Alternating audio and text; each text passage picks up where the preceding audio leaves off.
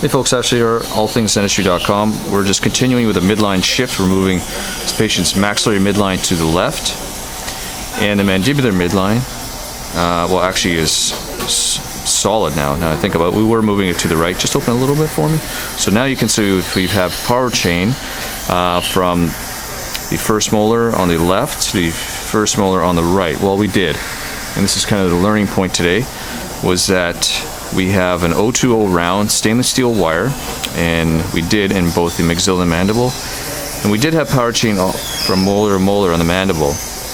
However, apparently, like past residents, I'm placing the wire into the headgear tube. So what's happened is that you can see how we have this rotation and lingual inclination of this tooth. So what was happening was that every time I replaced the wire, I was placing into the headgear tube. Now that's a great learning experience, but what's even a better learning experience is how to correct this. So what we're going to do now is we had an 020 stainless steel round wire,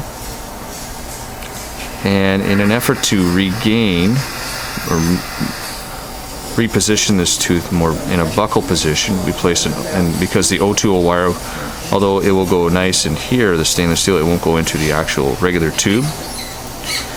So in an effort to do that, we placed an 018 NiTi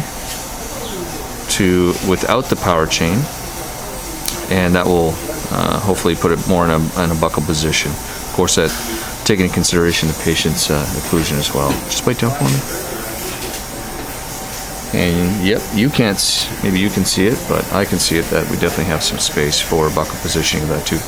So another month, and we're going to see how much space, how much more shifting of the maxillary midline we're going to obtain. We were at this point up to the mesial wing of tooth number 8, and we're just going to place it back here on the mesial wing because we're new power chain, and see how much more of the space we can close between these two teeth here.